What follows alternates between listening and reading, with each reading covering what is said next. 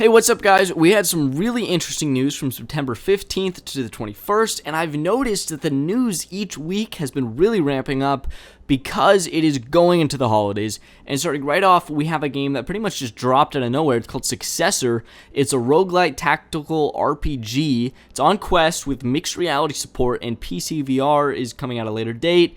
It's sort of like miniatures come to life in like a tabletop format. It looks pretty fun. It's got real-time combat. It's got like all these cool heroes and commands. It looks fun. So check the trailer here that's being played, and if it looks like something up your alley, be sure to check it out. Talking about the Meta Connect 2025, let's get a little roundup. Because obviously the big hardware announcement was the Meta Ray-Ban display. It's finally official, and it does include that Meta Neural Band, and it is $800. It's going to be available from September 30th. It's a very selective product, and it's only going to have a display in your right eye, but it will be full color, and it's pretty hard, it seems like, to see if somebody's even looking at something while using the product, which is nice. And the thing I've noticed from a lot of reviewers or testers, early testers that is that the wristband seems to work like magic, and to me, that sounds awesome. I've seen some videos of people typing with them just by drawing on your leg. And there's a lot of other cool things you could do with this. You could put your hand in your pocket and still use it. I'm actually going to try this out, so I will probably mention in a couple weeks my thoughts on using it. And if it's so good I decide to purchase it, I will of course do a review.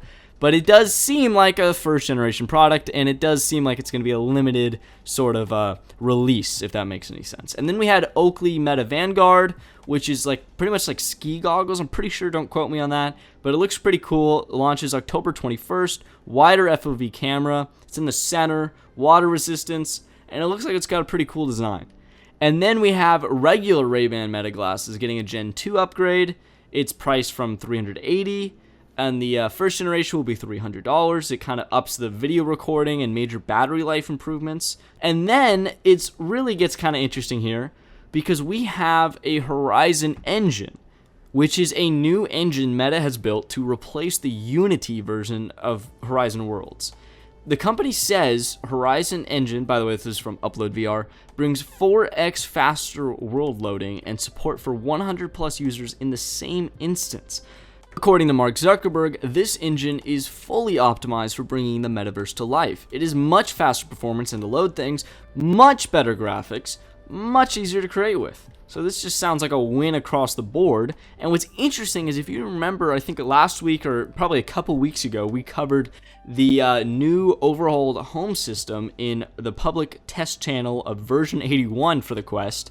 And that update actually brought with it Horizon Engine, which has shipped with that update that's going to be set to arrive on the stable channel of Horizon OS pretty soon. And what's interesting here also is that worlds in Horizon Worlds will be rolling out on a world-by-world basis for Horizon Engine because they need to be built with the upcoming Horizon Studios. Kind of interesting.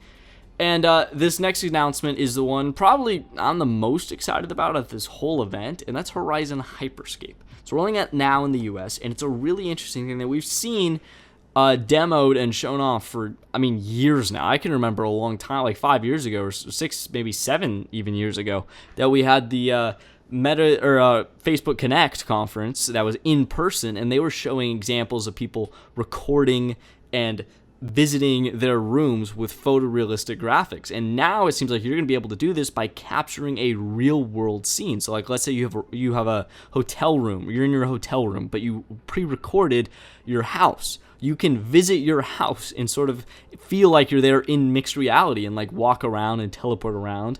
Seems pretty amazing. A lot of people are blown away by this. Upload VR said that it was the most automatic scene capture we've ever tried, and that it's done from and viewable on Quest 3 is nothing short of groundbreaking. I can't wait to try this. And the next step is to make it multiplayer, so you could have people visit your house while not actually being at your house, which is just an amazing idea. And it's going to really feel like you're there, with a sense of presence that you're not really going to get. But I would like some more realistic avatars to make that happen also. And the last two things we'll cover for the week and for the Meta Connect conference is that one, Discord is coming to Quest in 2026. It's going to be to the Quest's Horizon OS. So it seems kind of interesting that it could be kind of baked in. It will arrive as a true app and not just a web app container. And it will be the 5th major communication platform available on Quest. And lastly, the next evolution of Horizon OS interface was teased during this Connect 2025. During the developer keynote, Meta teased a short clip of the next evolution of Quest's Horizon OS system interface. Kind of reminds me of Vision Pro a little bit, but I could just be grasping at straws, but I don't really think I am because it does kind of look like that, and they even called it a spatial UI navigation. Now, you may notice something that I did, and it's that there's no game announcements at this thing. Like, they are really sidestepping from VR gaming. There's also no big metagaming showcase earlier in the year like there usually is. This seems to be a very interesting pivot for the company because now they're really targeted out of the sort of general audience that you're going to get with products like Ray-Ban and with stuff like work-related apps or stuff like recreating your room in VR with mixed reality. These are things that are going to apply to most people, if not everyone.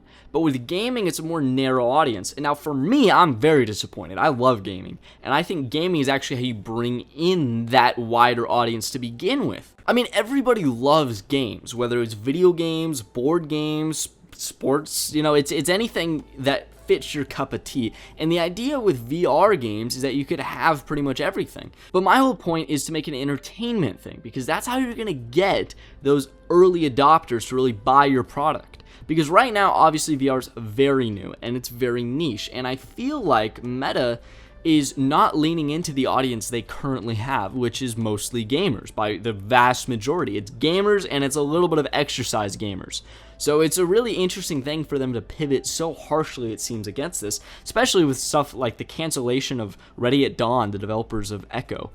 Now more than ever, there is a greater emphasis on third parties in VR. That's the thing that's really keeping the gaming afloat. I mean, we have bangers from Meta, don't get me wrong. I mean, it's pretty much been leaked that Batman Arkham Shadow 2 is going to be coming out, which is great, don't get me wrong. But they need more games like that, not less. And it's really kind of disheartening to see a company that was previously focused pretty much solely on gamers now turn their back to them and not really do much about it, just trying to create Horizon Worlds, which is not a very fun experience at all. It's a wannabe Roblox in VR that's not very good.